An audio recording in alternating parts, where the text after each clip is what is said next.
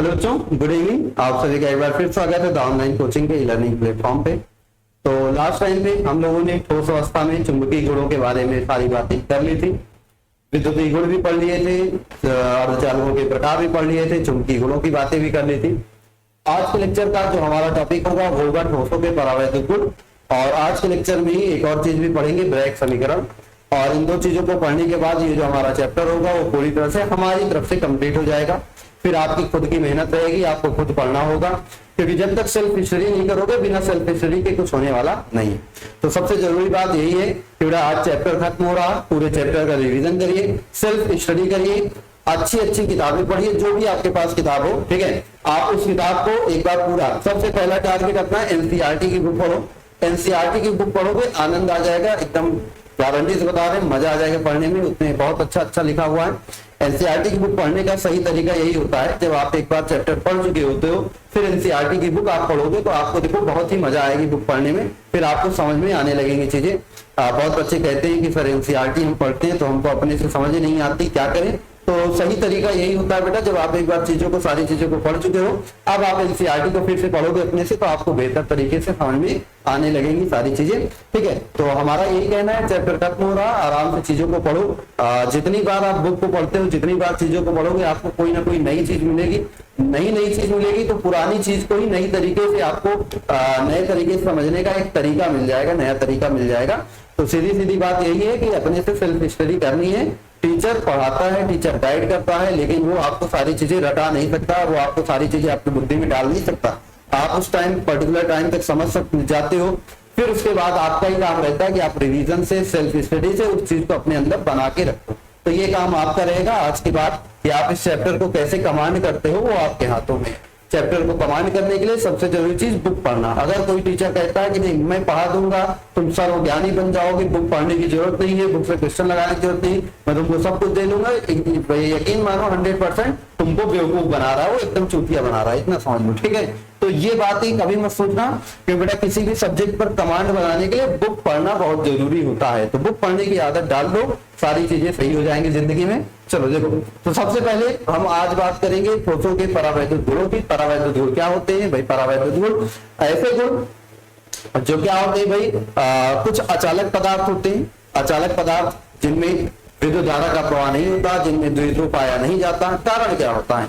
इन पदार्थों में अवयवी कणों के बीच प्रबल आकर्षण बल पाए जाते हैं। प्रबल आकर्षण बल पाए जाने के कारण यहाँ पे कोई भी आयन या कोई भी इलेक्ट्रॉन मुक्त नहीं होते। जब आयन या इलेक्ट्रॉन मुक्त नहीं होते हैं तो यहाँ पे भाई द्विध्रुव उत्पन्न नहीं हो सकता, किसी का विस्थापन होगा नहीं, चालकता पाई नहीं जाएगी, द्विध्रुव भी पाया नहीं जाता। तो ऐसे पदार्थों को जिनमें द्विध्रुव नहीं पाया जाता, ये जो अचालक पदार्थ होते हैं, जब हम बाह्य विद्युत क्षेत्र में रख देते हैं तो इनमें आयनों का या इलेक्ट्रॉनों का विस्थापन होता है। जिस विस्थापन के कारण एक सिरे पे निगेटिव चार्ज और एक सिरे पे पॉजिटिव चार्ज क्या हो जाता है, उत्पन्न हो जाता है। और उस पदार्थ में जो कि आपका अचालक पदार्थ है उसमें ध्रुवणता आ जाती है, वो द्विध्रुव उत्पन्न हो जाता है। इसी को हम बोलते हैं परावैद्युत गुण, और ऐसे पदार्थों को बोलते हैं परावैद्युत पदार्थ। परावैद्युत पदार्थ सीधे सीधे क्या होते हैं? अगर हम परावैद्युत गुण की एक लाइन में बात करें, ध्रुवणता का उत्पन्न होना ही परावैद्युत गुण है।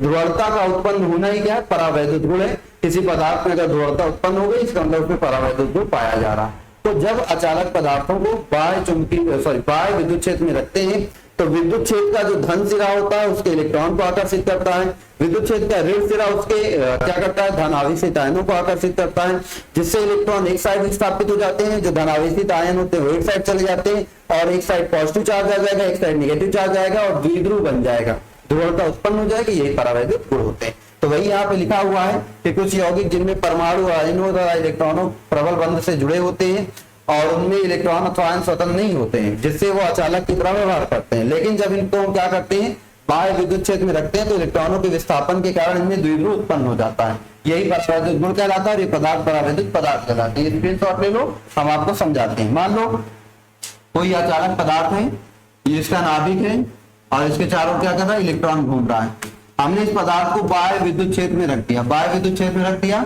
ये विद्युत क्षेत्र का धन सिरा है, ये विद्युत क्षेत्र का ऋण सिरा है। अब ये विद्युत क्षेत्र में होगा क्या? इसका धन सिरा इसके इलेक्ट्रॉन को आकर्षित करेगा, इसका ऋण सिरा इसके धनावेशित भाग को आकर्षित करेगा, इलेक्ट्रॉन एक साइड चले जाएंगे और धनावेशी सिरा दूसरे साइड चला जाएगा। एक साइड आंशिक ऋणावेश आ जाएगा, दूसरे साइड आंशिक धन आवेश आ जाएगा और इस तरह से यहाँ पे क्या उत्पन्न हो जाएगी, ध्रुवणता उत्पन्न हो जाएगी और ये जो पदार्थ है ये ध्रुवीय हो जाएगा, इसमें द्विध्रुव उत्पन्न हो जाएगा। ठीक है, तो इस तरीके से आपका यहाँ पे क्या होता है बेटा, इस तरीके से ये आपका पदार्थ जो अचालक था उसमें ध्रुवता उत्पन्न हो गई और इसमें परावैद्युत गुण आ गए। ठीक है, तो ध्रुवता का उत्पन्न होना ही हम कह सकते हैं परावैद्युत गुण होते हैं। सिंपल सी कहानी है। तो अब जो हमारे परावैद्युत पदार्थ होते हैं वो कई प्रकार के होते हैं, तो आइए एक एक को देखते हैं, एक एक को समझते हैं कौन कौन से प्रकार हैं। तो सबसे पहला जो हम देखेंगे भाई वो होता है दाब विद्युत। दाब विद्युत में सीधा सीधा क्या होता है, ऐसे अचालक पदार्थ जिनमें कोई बाह्य बल आरोपित कर दिया जाए या उनपे दाब लगा दिया जाए या कोई यांत्रिक बल आरोपित किया जाए, सारी चीजें सेम ही हैं, तो उनमें इलेक्ट्रॉनों के विस्थापन के कारण अगर परावैद्युत गुण आता है तो उसे हम बोलते हैं दाब विद्युत। दाब विद्युत सीधा सीधा मतलब क्या है कि बाह्य बल आरोपित करने पर या बाह्य दाब लगाने पर या यांत्रिक बल आरोपित करने पर जब उनमें क्या आ जाता है, जब उनमें आपका आ जाएगा क्या परावैद्युत गुण आ जाएगा, तो इन्हीं को हम क्या बोलते हैं, दाब विद्युत कहते हैं। इनका उपयोग क्या होता है भाई, इनका उपयोग हम लोग कहाँ करते हैं भाई, ग्रामोफोन में जो ध्वनि उत्पन्न करने में, ग्रामोफोन में ध्वनि उत्पन्न करने में दाब विद्युत का ही प्रयोग होता है। आपके रिकॉर्ड प्लेयर में, किसमें, रिकॉर्ड प्लेयर में जो संकेतक के रूप में दाब विद्युत का ही प्रयोग किया जाता है। ये क्वेश्चन सबसे ज्यादा पूछा जाता है। ग्रामोफोन में जो ध्वनि उत्पन्न होती है वो किसके कारण होती है, तो ग्रामोफोन में ध्वनि उत्पन्न होती है दाब विद्युत के कारण। ये सबसे फेमस क्वेश्चन है इसका। अब इसके बाद यहाँ पे एग्जांपल आपके हैं, जैसे लेड जर्कोनाइट है, अमोनियम हाइड्रोजन फॉस्फेट है, बेरियम टाइटेनेट है, लेड टाइटेनेट है, ये सारे इसके क्या होते हैं एग्जांपल। तो जब किसी पदार्थ में बाह्य बल आरोपित करने पर या दाब लगाने पर या आंतरिक बल लगाने पर क्या होता है, उसमें द्विध्रुव आता है, तो उसे हम दाब विद्युत कहते हैं। ठीक है, चलो आगे बढ़ते हैं, इसको स्क्रीनशॉट ले लेना। फिर इसके बाद हमारे पास दाब विद्युत के बाद क्या आते हैं बेटा, दाब विद्युत के बाद आते हैं ताप विद्युत। जब किन्हीं पदार्थों को गर्म कर देने पर, सिंपल, जब किसी पदार्थ को गर्म कर देने पर ही उसके इलेक्ट्रॉनों के विस्थापन के कारण उसमें क्या आ जाती है, द्विध्रुव उत्पन्न हो जाता है या ध्रुवता आ जाती है, उसको हम बोलते हैं ताप विद्युत। बात समझ आ रही है। जब किसी पदार्थ को गर्म कर देने मात्र से उसमें इलेक्ट्रॉनों के उत्सर्जन या इलेक्ट्रॉनों के विस्थापन के कारण ध्रुवता आ जाती है, तो उस पदार्थ को क्या बोलते हैं बेटा, ताप विद्युत कहते हैं। ठीक है, पायरो इलेक्ट्रिक सब्सटेंस कहते हैं। ठीक है, तो दाब लगाने पर होगा दाब विद्युत, ताप लगाने पर होगा तो ताप विद्युत। और इसके बाद आपका होता है लौह विद्युत। लौह विद्युत जो होते हैं वो दाब विद्युत पदार्थ ही होते हैं। क्या होते हैं, दाब विद्युत पदार्थ के ही भाग होते हैं। तो ऐसे दाब विद्युत पदार्थ, ऐसे दाब विद्युत पदार्थ जो बिना बाह्य विद्युत क्षेत्र के ही क्या हो जाते हैं, ध्रुवित हो जाते हैं। मतलब इनको बाह्य विद्युत क्षेत्र में रखने की जरूरत नहीं, ये ऑटोमेटिक क्या हो जाएंगे, अपने आप ही ध्रुवित हो जाएंगे। तो ऐसे दाब विद्युत पदार्थ जो बिना बाह्य विद्युत क्षेत्र के ही क्या हो जाते हैं, ध्रुवित हो जाते हैं, उनको हम लौह विद्युत कहते हैं। उनको हम क्या बोलते हैं बेटा, लौह विद्युत कहते हैं। और इनमें जो विद्युत क्षेत्र जब हम आरोपित कर देते हैं, भाई ये पहले से ही ध्रुवीय है, जब हम इनमें विद्युत क्षेत्र आरोपित कर देते हैं तो होता क्या है, द्विध्रुव की दिशा बदल जाती है। और पहले भाई द्विध्रुव ये प्लस माइनस द्विध्रुव इस तरह था, अब जब इनमें विद्युत क्षेत्र लगाओगे तो द्विध्रुव की दिशा बदल जाएगी, ये प्लस से माइनस तो इस तरह से हो जाएगा, विपरीत हो जाएगी। क्या हो जाती है, पलट जाती है, द्विध्रुव की दिशा ही पलट जाती है। ठीक है, तो जैसे पोटेशियम हाइड्रोजन सल्फेट हो गया, बेरियम टाइट्रेट हो गया, ठीक है, ये सारे क्या होते हैं आपके लौह विद्युत होते हैं। दाब विद्युत पदार्थों को ही लौह विद्युत पदार्थ कहा जाता है। बस होता क्या है कि उनमें हम भाई विद्युत क्षेत्र में रखते ही नहीं है। तो ऐसे दाब विद्युत पदार्थ जिन्हें बाह्य विद्युत क्षेत्र में न रखने पर भी ध्रुवता हो जाती है, लौह विद्युत कहलाते हैं। ठीक है, चलो आगे देखते हैं। लौह विद्युत के बाद आपके पास और कौन सा है, एक और है प्रतिलौह विद्युत। प्रतिलौह विद्युत, प्रतिलौह विद्युत में क्या होता है भाई, ऐसा पदार्थ जिनमें जो नेट द्विध्रुव आघूर्ण होता है वो 0 होता है, जो परिणामी द्विध्रुव आघूर्ण होता है वो 0 होता है, उन्हें हम बोलते हैं क्या भाई, प्रतिलौह विद्युत पदार्थ। तो ऐसे दाब विद्युत पदार्थ, ऐसे दाब विद्युत पदार्थ जिनमें परिणामी द्विध्रुव आघूर्ण 0 होता है, उन्हें हम क्या बोलते हैं बेटा, प्रतिलौह विद्युत पदार्थ कहते हैं। और इसका एग्जांपल लेड जर्कोनाइट यही है, PbZrO3, ये भी एक प्रकार का दाब विद्युत पदार्थ ही होता है। तो ये आपके क्या थे, परावैद्युत गुण होते हैं, यहाँ पे खत्म। ठीक है, बेसिक सा एकदम था। चलो अब इसके बाद देखते हैं, हमारे पास कुछ और भी चीज है, बिल्कुल है, क्या है भाई, एक टर्म है अतिचालकता। अतिचालकता, तो अतिचालकता क्या होती है इसकी बात करते हैं। अतिचालकों के बारे में हमने आपको लास्ट लेक्चर पिछले जब विद्युतीय गुण पढ़ाया था तो बताया ही था कि होता क्या है, जब हम धातुओं का ताप बढ़ाते हैं तो ताप बढ़ाने पर प्रतिरोध भी बढ़ जाता है। भाई धातुओं में ताप बढ़ाने पर प्रतिरोध भी बढ़ जाता है। तो हमने कहा था इसका उल्टा कर दो, अगर हम ताप को घटाएंगे तो प्रतिरोध भी क्या हो जाएगा, घट जाएगा। अगर ताप को घटाएंगे तो प्रतिरोध भी क्या हो जाएगा, घट जाएगा। और ये प्रतिरोध जब हम क्या भाई ताप घटाते घटाते घटाते घटाते कहाँ पहुंच जाते हैं, लगभग परम शून्य ताप के करीब, लगभग परम शून्य ताप मतलब 0 केल्विन के करीब पहुंचते हैं। तो ये जो पदार्थ होते हैं उनका जो प्रतिरोध होता है वो लगभग शून्य होने लगता है, 0 होने लगता है। क्या होने लगता है, उनका जो प्रतिरोध होता है वो शून्य हो जाता है।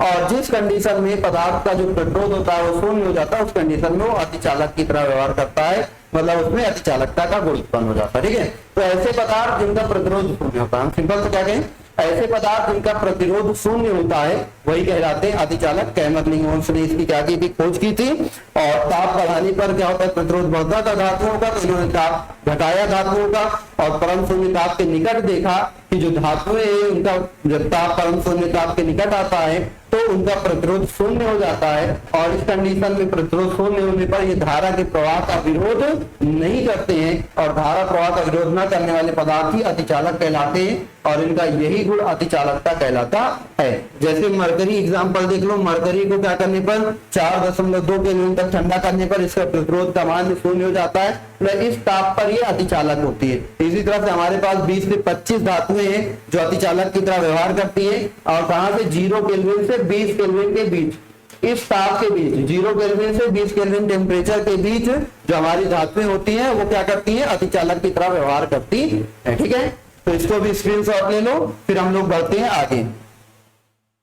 हो गया, चलिए ले लिया स्क्रीनशॉट, आ जाओ। अब इसके बाद एक लास्ट टॉपिक हमारा इस चैप्टर का बचा है, कौन सा, ब्रैग समीकरण। कौन सा, ब्रैग समीकरण, ब्रैग इक्वेशन।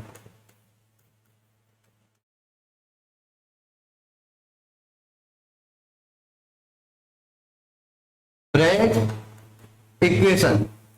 तो ब्रैग इक्वेशन की अगर हम बात करें तो ब्रैग इक्वेशन की बात सिंपल सी कहानी यही होगी बेटा, जो दो साइंटिस्ट थे, एक थे William L Bragg, Lawrence Bragg, WH Bragg, और एक थे WL ब्रैग और WH ब्रैग। ये दोनों जो थे पिता पुत्र थे, बाप और बेटे थे। तो इन्होंने क्या किया, ये जो हमारे क्रिस्टल होते हैं भाई, क्रिस्टल की दो सतहों के बीच की दूरी ज्ञात करने के लिए इन्होंने क्या किया, एक्स किरणों का प्रयोग किया था। एक्स किरणों का प्रयोग किया था और एक्स किरणों के विवर्तन के द्वारा किसी क्रिस्टल की दो सतहों के बीच, दो समानांतर सतहों के बीच की इन्होंने दूरी निकाली थी। और इस दूरी को निकालने के लिए इन्होंने क्या किया था भाई, क्रिस्टल पर एक्स किरणें आरोपित की थी, एक्स किरणें क्या किया था, आपतन किया था। जब इन्होंने इस पे एक्स किरण डाली थी तो इन्होंने दो ऑब्जर्वेशन देखे थे कि भाई एक्स किरणें जो होती हैं वो दो तरीके से होती हैं, एक्स किरणों का विवर्तन दो तरीके से होता है, ध्यान समझिएगा। क्रिस्टल के सतहों के बीच की दूरी ज्ञात करने के लिए एक्सपेरिमेंट किया, इन्होंने क्रिस्टल पर एक्स किरण डाला। जैसे ही एक्स किरण आप क्रिस्टल पर डालते हो, एक्स किरणों का होता है विवर्तन। विवर्तन क्या होता है आप फिजिक्स में डिटेल में पढ़ोगे, इंटरफेरेंस क्या होता है आपका, जो उधर मॉडर्न फिजिक्स आएगी, मॉडर्न फिजिक्स में आपको ये सारी चीजें मिल जाएंगी। ठीक है, व्यतिकरण, विवर्तन वगैरह सारी चीजें वहां पे आपको मिल जाएंगी। तो जब हम क्या करते हैं, इस क्रिस्टल पर एक्स किरण को डालते हैं तो उसका विवर्तन होता है। विवर्तन भी दो प्रकार से होता है, एक होता है समान प्रावस्था में और एक होता है असमान प्रावस्था में। देखो दो किरणें यहां से भेजी, दो समानांतर किरणें यहां से भेज रहे हैं, दो समानांतर किरणें यहां से क्या कर रहे हैं, भेज रहे हैं, दो समानांतर किरणें यहां से भेज रहे हैं। और यहाँ पे रखी है फोटोग्राफिक प्लेट, यहाँ पे क्या रखी है भैया, फोटोग्राफिक प्लेट। कहाँ पे रखी है, यहाँ पे रखी है एक फोटोग्राफिक प्लेट, यहाँ पे रखी है क्या, एक फोटोग्राफिक प्लेट रखी है यहाँ पे।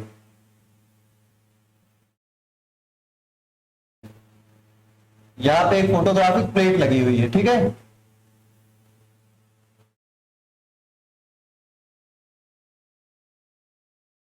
यहाँ पे एक फोटोग्राफिक प्लेट लगी हुई, ठीक, इस तरीके से। तो दो तरह के यहाँ पे विवर्तन होते हैं, एक समान प्रावस्था में होता था, एक असमान प्रावस्था में होता था। ठीक है, एक समान प्रावस्था में होता है और एक असमान प्रावस्था में। अगर एक्स किरणों के टकराने के बाद उनका विवर्तन समान प्रावस्था में होता है तो यहाँ पर कुछ चमकदार किरणों की श्रेणियां बन जाएंगी, चमकदार प्रतिबिंबों की क्या बनती, श्रेणी बन जाती थी। इस एक किरण, ये जो आपकी फोटोग्राफिक प्लेट है इस पर, भाई हमें कैसे पता चलेगा कि समान प्रावस्था में विवर्तन है कि असमान प्रावस्था में विवर्तन है? तो समान प्रावस्था में होने पर यहाँ पे कुछ चमकदार किरणों की क्या बन जाती थी, श्रेणियां बन जाती थी, जबकि अगर ये असमान प्रावस्था में होता था तो यहाँ पे काले धब्बे पड़ जाते थे। ठीक, फोटोग्राफिक प्लेट पर काले धब्बे पड़ जाते थे। तो दो चीजें हमने देखी कि समान प्रावस्था असमान प्रावस्था दो तरह से विवर्तन हो सकता है, उसको ऑब्जर्व करने के लिए फोटोग्राफिक प्लेट लगाई। अगर चमकदार किरणों की श्रेणियां बनती हैं तो वो समान प्रावस्था में विवर्तन हो रहा है, और अगर जिसे हम बोलते हैं संपोषी, ठीक है, समान प्रावस्था में होता है तो संपोषी बोलते हैं, संपोषी व्यतिकरण हो रहा है, और अगर असमान प्रावस्था में होता है तो बोलते हैं विनाशी व्यतिकरण हो रहा है। तो संपोषी व्यतिकरण कंस्ट्रक्टिव इंटरफेरेंस में यहाँ पे चमकदार किरणें बनती हैं, और डिस्ट्रक्टिव इंटरफेरेंस विनाशी व्यतिकरण में यहाँ पे काले धब्बे पड़ जाते हैं। तो इन्होंने दो पॉइंट कहे कि जब एक किरण क्या करेगी भाई, एक किरणों का जो विवर्तन होता है वो दो नियमों का पालन करेगा। भाई क्रिस्टल की सतहों से एक्स किरणों का जो विवर्तन होता है, सबसे पहला वो परावर्तन के नियम का पालन करता है। क्या करता है? परावर्तन के नियम का पालन करता है। सबसे पहली चीज तो कि क्रिस्टल की सतहों से एक्स किरणों का जो विवर्तन होता है वो परावर्तन नियमों का पालन करता है। दूसरी चीज, अगर ये जो एक किरणें हैं ये समान प्रावस्था में तभी होती है, एक किरणें जो है ये समान प्रावस्था में तभी होती है जब इन किरणों की जो तरंगदैर्घ्य होती है वो क्या होती है भाई, क्रिस्टल की दो सतहों के बीच की दूरी के, क्रिस्टल की दो सतहों के बीच की दूरी के क्या होती है, पूर्ण गुणज के बराबर होती है। ठीक है, तो होता क्या है भाई, सिंपल सा ये होता है कि इन्होंने पहला पॉइंट कहा कि जो किरणों का विवर्तन होगा वो क्या करेगा, परावर्तन नियम का पालन करेगा, और दूसरी चीज ये जो किरणें होंगी वो समान प्रावस्था में तभी होंगी जब यहाँ पे क्या होगा, जब इन किरणों की जो तरंगदैर्घ्य होगी वो क्रिस्टल के बीच की दूरी के क्या होगी, पूर्ण गुणज के बराबर होगी। या हम ये कह सकते हैं कि जब क्रिस्टलों के बीच की जो दूरी होगी वो इनकी तरंगदैर्घ्य, इन किरणों की तरंगदैर्घ्य के पूर्ण गुणज के बराबर होती है। तो इसी चीज को हमें डिराइव करना है। तो इसके लिए हम क्या करेंगे, चलिए इसी फिगर को अगले पेज में बनाते हैं और फिर आगे बढ़ते हैं। ठीक है, चलिए तो ध्यान दीजिएगा, यहाँ पे हमने क्या किया, एक लिया, फिर दूसरा ले लिया, तीसरा ले लिया, बस तीन ही बना लेते हैं। फिर इसके बाद हमने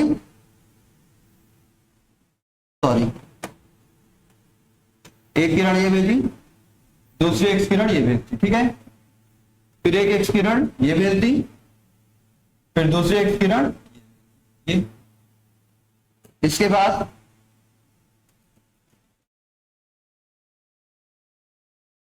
सपोज करिए ये आपकी क्या है, यहां से अभिलंब आ जाएगी, ठीक है, इस तरीके से। और इसके बाद फिर आपका देखिएगा ये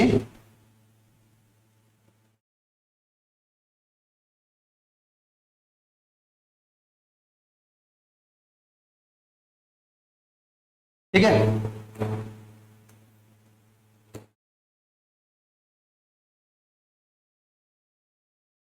मान लो थीटा कोण पे यहां पड़ती है, थीटा कोण पे वापस जाएगी तो ये वाला एंगल भी थीटा होगा और ये वाला एंगल भी क्या होगा, थीटा होगा।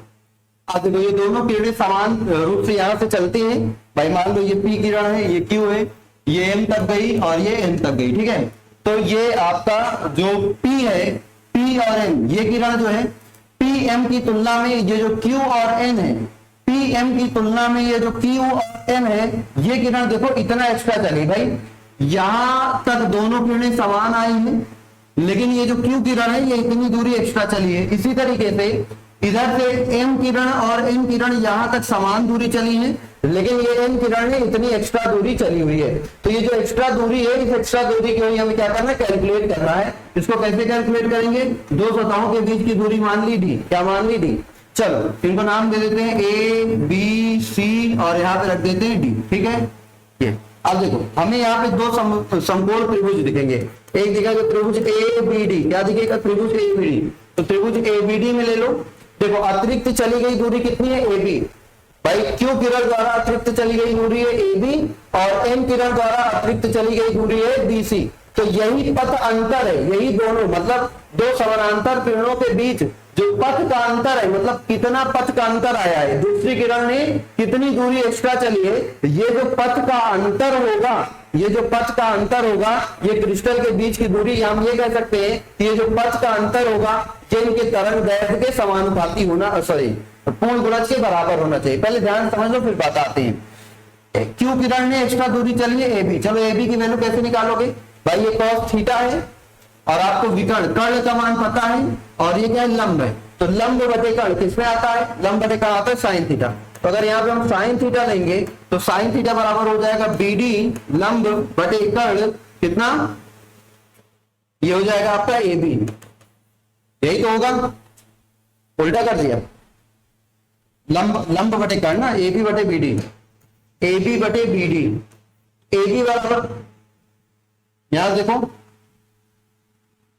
AB बराबर क्या आ जाएगा, AB बराबर आ जाएगा BD की वैल्यू कितनी, D, तो D इधर मल्टीप्लाई हो जाएगा, D साइन थीटा, ये आ गया।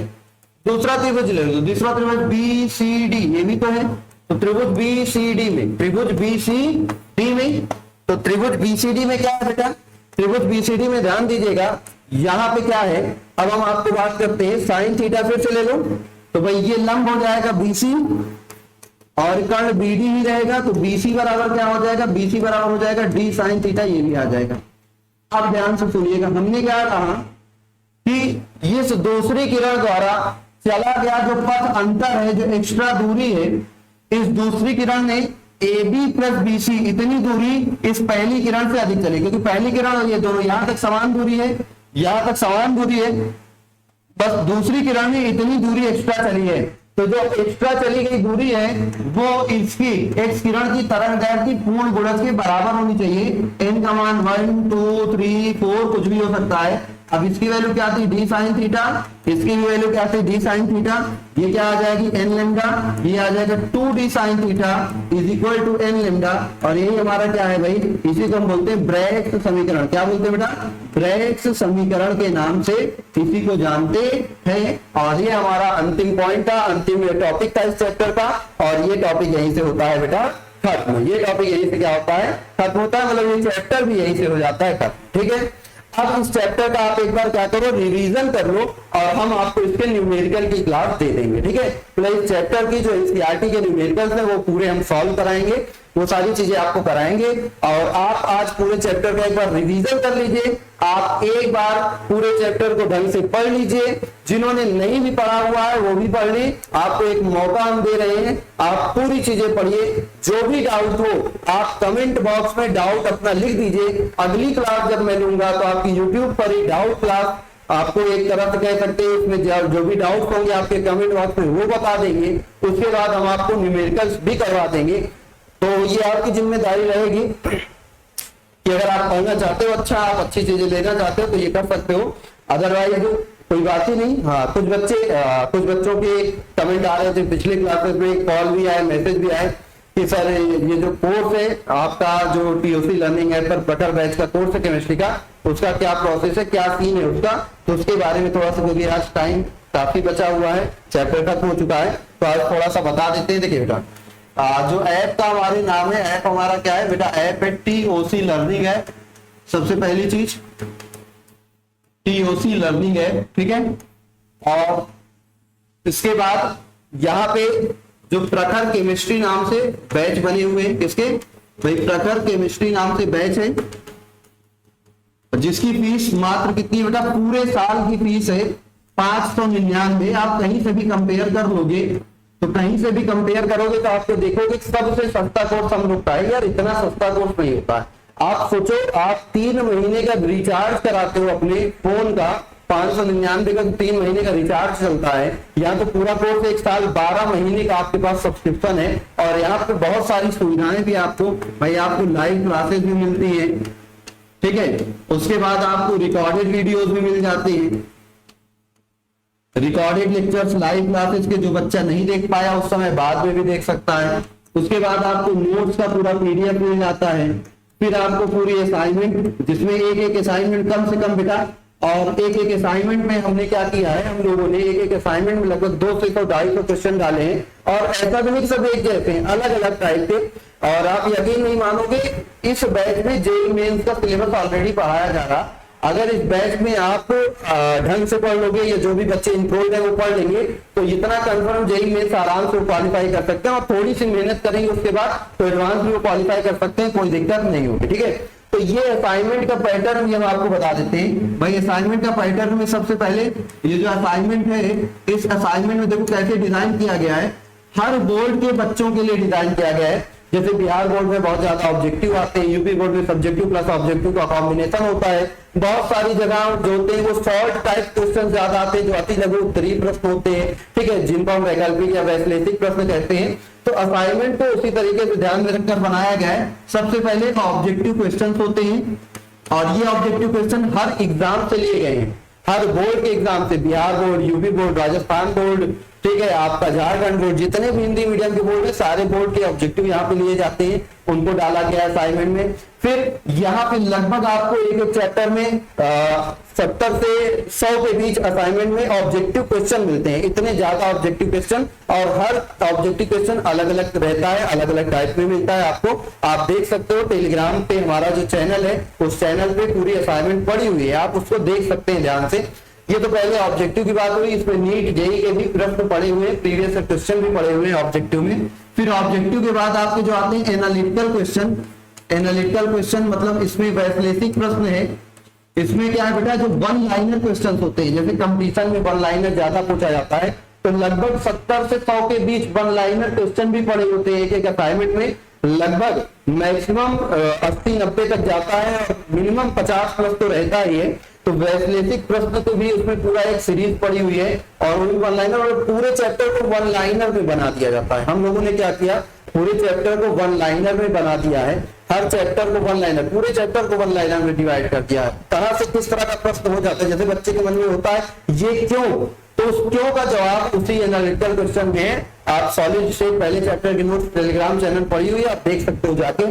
और इसके बाद फिर आपके न्यूमेरिकल प्रश्न आते हैं, और इसी में भाई आपके जो शॉर्ट और लॉन्ग भी है वो सारी चीजें इसमें है, और मिनिमम 100 न्यूमेरिकल तो रहता ही है, मिनिमम 100 न्यूमेरिकल, और बहुत ही अच्छे अच्छे न्यूमेरिकल। आप यकीन नहीं मानोगे, मैंने अपनी असाइनमेंट में नमस्ती के भी क्वेश्चन डाले हैं, आरसी मुखर्जी के भी क्वेश्चन डाले हैं, जो बड़े बड़े कंपटीशन लेवल की जो जेई वगैरह पे या नीट वगैरह में आती है, रनलिस्ट के भी क्वेश्चन डाले, सारे क्वेश्चन हमने बेहतरीन तरीके से उसमें डाले हुए हैं।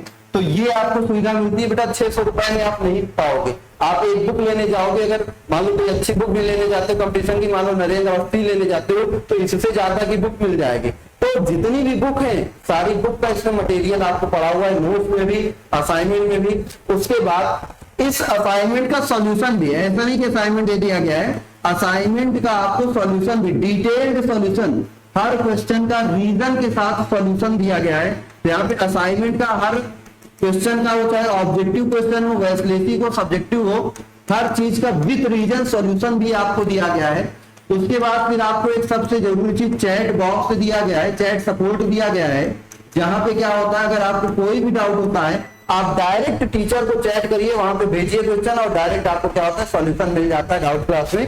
तो ये सारी सुविधाएं यहाँ पे। बच्चों ने पूछा कि सर ऐप पर भी वही पढ़ा रहे हैं, यूट्यूब पर भी तो आप ही पढ़ा रहे हैं, ऐप पर भी है तो आप ही पढ़ा रहे हैं, ऐप पर अलग क्या है, हम कोर्स को क्यों परचेज करें। बेटा अगर कोई सीरियस बच्चा अगर सीरियस पढ़ना चाहते हो, 600 रुपए कुछ नहीं होता, 12 से डिवाइड कर लो, 12 50 रुपए महीना। अगर कोई बाइक चलने वाला बच्चा भी होगा ना, तो 50 रुपए का उसका एक दिन में तेल खत्म हो जाता होगा। वही मोबाइल का इतना खर्च करते हो, 500-600 रुपए 3 महीने का, तो पूरे साल का मिल रहा है। हाँ, तो अगर आप सीरियसली बिल्कुल एकदम फैक्ट बता रहे हैं यहाँ, क्योंकि कभी हम लोग क्लास में कभी भी आप देख लो, चाहे शुरू से लेकर लास्ट तक, कभी हम लोगों ने क्लास में अपने ऐप का प्रचार किया ही नहीं, क्योंकि हम जानते भाई जिसको पढ़ना होगा वो जरूर आएगा, जिसको नहीं पढ़ना होगा उसके लिए यूट्यूब बना ही हुआ है। तो अगर आप वास्तविकता में पढ़ना चाहते हो, और गारंटी बता रहे हैं यहाँ पे जेई मेंस और नीट का लेवल एकदम टच होता है, पूरी चीजें करी जाती है। जेई मेन लेवल का तो हम लोग ऑलरेडी पढ़ा ही रहे हैं, और आप चैट बॉक्स में भी जो बच्चे आते हैं वो हर जगह के क्वेश्चन पूछते हैं। ऐसे ऐसे क्वेश्चन बच्चे पूछते हैं कि जो सिलेबस में है ही नहीं, बीएससी वगैरह क्वेश्चन। एक तो मैंने देखा कि जैसे सॉल्यूशन में कॉन्वेलॉप वगैरह के रूल आ गए थे, वो इंटर की बुक में नहीं दिया, लेकिन है छोटा सा ही टॉपिक रहता है, वो दिया हुआ नहीं है, लेकिन फिर भी बच्चों ने पूछा था। तो काफी अच्छे अच्छे क्वेश्चन भी होते हैं। आप अगर जुड़ोगे तो आपको बहुत सारी चीजें मिलेंगी। भाई ऐप पर 10 तरह के बच्चे हैं, हजारों बच्चे वैसे इस समय जुड़ चुके हैं। और क्योंकि सीट फुल होने वाली, आज बताने का सीधा सीधा रीजन ये था, कुछ लिमिटेड सीट ही बची हुई है। तो अगर आप जुड़ना चाहते हो तो बेशक जुड़िए। और ऐप पर इतने सारे बच्चे, इतने जगह के अच्छे अच्छे बच्चे पढ़ने वाले हैं, ऐसे ऐसे डाउट्स लेकर आते हैं। डाउट क्लास में जब भी क्लासेस होती है मजा आ जाती है और आपको भी नई चीजें सीखने को जरूर मिलेंगी। ठीक है, यूट्यूब पर देखो 1 घंटा पढ़ाते हैं तो 1 घंटा में ऐसे जैसे आप 10 मिनट ये बात बता रहे हैं, रोज ऐसा होता है। 1 घंटा की क्लास तो होती नहीं, 50 मिनट 55 मिनट 45 मिनट होती है, उस 45 मिनट में 10-15 मिनट निकल जाते हैं ऐसे बातें करने में। ठीक है, ऐप पर 1 घंटे का मतलब 1 घंटे आपको जो भी पढ़ाया जा रहा, आधे घंटे ही पढ़ाया जा रहा, 40 मिनट ही पढ़ाया जा रहा, जितना भी पढ़ाया जाता है उस टाइम केवल पढ़ाई होती है, वहां पर कोई बात नहीं होती, कुछ नहीं, कोई हंसी मजाक, कुछ सीरियस वाली मतलब फालतू की बातें नहीं, सारी चीजें केवल पढ़ाई से रिलेटेड बातें होती है, वो चीज होती है, ये सारी आपको सुविधाएं मिलती हैं। तो अगर आप चाहो बेटा, अगर आप अच्छी पढ़ाई, बहुत अच्छी पढ़ाई चाहते हो, वैसे यूट्यूब पर भी सारी चीजें पढ़ाई जा रही हैं। जिनको फाइनेंशियल प्रॉब्लम है उनके लिए यूट्यूब, क्योंकि भाई शुरू से ही वादा किया था, पिछले साल भी शुरू किया था कि फ्री हमेशा ही पढ़ाते रहेंगे यूट्यूब पर, चाहे पहले अलग से कुछ भी करते रहे, लेकिन यूट्यूब पर पढ़ाते रहेंगे हमेशा ही। तो वो वादा तो अपना ही, आज भी बात करें, अगले साल भी बात करें, इसके बाद भी बात करें, पढ़ाते रहेंगे यूट्यूब पर फ्री ही। लेकिन उसके साथ साथ जो ऐप वाली, क्योंकि अब देखते हो ये स्मार्ट बोर्ड जो है भाई, स्मार्ट बोर्ड का ही 1.5 से 2 लाख का एक स्मार्ट बोर्ड का खर्चा है, 2 स्मार्ट बोर्ड लगे, 6-7 सिस्टम आए, बहुत सारे होते हैं, खर्च होते हैं। आज बता दे रहे हैं क्योंकि तुम लोग के कमेंट ऐसे ऐसे आ जाते हैं। कभी कुछ बच्चे तो कहते हैं बहुत पैसा कमा लिए सर जी, आप तो बेवकूफ बना के। बेटा पैसा कहाँ से कमा लिए, यूट्यूब से इतना आता नहीं है। ठीक है, ऐप लॉन्च करने का और ऐप पर भी इतनी कम फीस रखने का सीधा सीधा इतना तात्पर्य था कि जो हम लोगों ने इतना भाई इन्वेस्ट किया है उसका खर्चा तो निकलता रहे, अपनी जेब से ना जाए। भाई अपनी भी फैमिली है, अपने भी परिवार है, कुछ कमाए खाएंगे तभी उनको खिलाएंगे, ऐसा नहीं है कि अकेले जी रहे हैं जिंदगी। तो बहुत सारी रिस्पॉन्सिबिलिटीज हम लोगों के पास भी, ऐसा नहीं है, सारी चीजें आप भी समझते होंगे। भाई आपके जो घर में मुखिया हैं, जो आपके पिताजी हैं, वो कैसे करते होंगे सारी चीजें, मैंने जो आप जानते ही। भाई हर कोई अपने पेट के लिए कमा खा रहा है, ऐसा कुछ नहीं है। ठीक है, तो हम लोगों ने भी इतना कम प्राइस क्यों इसलिए रखा कि भाई जाओ। अच्छा एक बात बताओ, कोई बच्चा अगर एंड्रॉइड फोन यूज कर रहा तो क्या वो अपने आप को ये तो नहीं कह सकते कि मैं बहुत ज्यादा गरीब हूँ, इतना गरीब हूँ कि मैं 50 रुपए महीने का भी नहीं दे सकता। इतनी भी गरीबी फिर किसी के पास नहीं हो सकती है। हाँ, मानते हैं कि होगा, कुछ ना कुछ इकोनॉमिकल प्रॉब्लम हो सकती है, उन बच्चों की कोई बात नहीं, उनके लिए यूट्यूब पर फ्री पढ़ाया जा रहा, पूरा पढ़ाया जा रहा, आपको पूरा कंटेंट दिया जाएगा, पूरा सिलेबस कराया जाएगा। लेकिन बाकी जो बच्चे सीरियस होकर बहुत अच्छा एजुकेशन चाहते हैं, बहुत अच्छे लेवल पे पढ़ाई करना चाहते हैं, वो जरूर ऐप जुड़े, क्योंकि ऐप पर जुड़ने का कुछ ना कुछ बेनिफिट तो मिलेगा ही अलग से ही। ठीक है भाई, कुछ ना कुछ वहां अलग तो होगा, तभी आपसे इतनी पेमेंट ली जा रही, नहीं वहां भी फ्री ना रहता। ठीक है, तो बाकी सारी चीजें आप जानते ही हो, जुड़ना चाहो जुड़ सकते हो। मुश्किल से 8-10 दिन बचे हैं, सीट खत्म हो जाएगी, ऐप वाला बैच खत्म हो जाएगा, फिर कोई बैच अनाउंसमेंट नहीं होगा, वो बैच आखिरी बैच है। ठीक है, मुश्किल से 10 दिन में ये बैच फुल हो जाएगा, जो अभी बैच चल रहा है। तो अगर आप चाहते हो एनरोलमेंट लेना तो इस बैच में जरूर एडमिशन ले लीजिए, नहीं तो फिर क्लोज हो जाएगा। फिर यूट्यूब पे तो जो चल रहा है वो चल ही रहा है।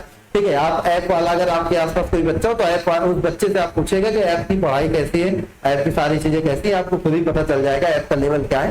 ठीक है, तो आज थोड़ा सा बता दिया, बताने का कोई वो नहीं था, लेकिन क्योंकि कमेंट आए थे, कॉल भी आज सुबह से कई सारे आ चुके कि सर आपने लिमिटेड सीट का अनाउंसमेंट किया था, उसका क्या सीन चल रहा है, इसलिए हमने कहा आज की क्लास में थोड़ा सा बता देंगे इन सब चीजों के बारे में।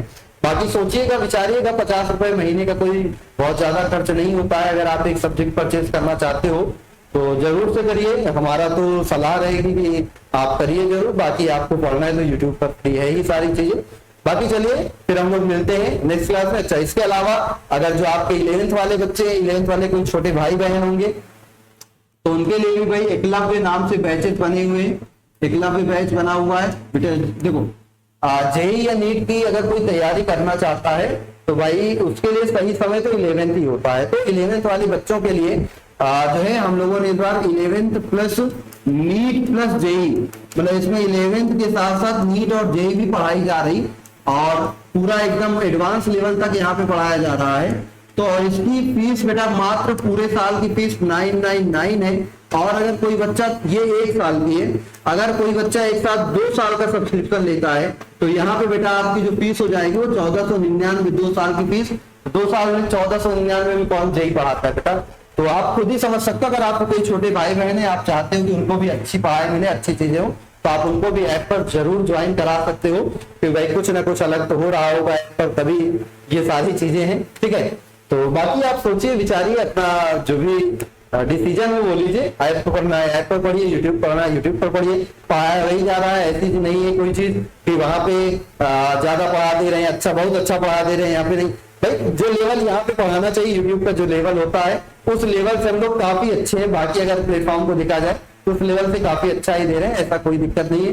बाकी बहुत सारे लोग यूट्यूब पर मेहनत कर रहे हैं, बहुत सारे लोग अच्छा अच्छा कंटेंट दे रहे हैं। पढ़ाई के लिए बहुत सारी सुविधाएं, जरूरी नहीं कि आप यही पढ़िए, आपके पास बहुत सारे ऑप्शन है। आप अगर चैनल पे भी पढ़ सकते हैं, बहुत सारे अच्छे अच्छे टीचर्स मेहनत कर रहे हैं, पढ़ा रहे हैं। भाई चाहे हम हो चाहे वो टीचर्स हो, भाई मेहनत आप ही के लिए कर रहे हैं, आप लोगों बच्चों के लिए की जा रही है। तो सभी लोग एक साथ मेहनत कर रहे हैं। कोई यहाँ ये थोड़ी भाई नहीं हमारा चैनल है तुम हम ही से पढ़ो उनसे ना पढ़ो, बहुत सारे हैं। क्योंकि भाई तो टीचर का उद्देश्य क्या है, अच्छा टीचर सच्चा टीचर कौन है भाई, जो बच्चों के लिए काम कर रहा।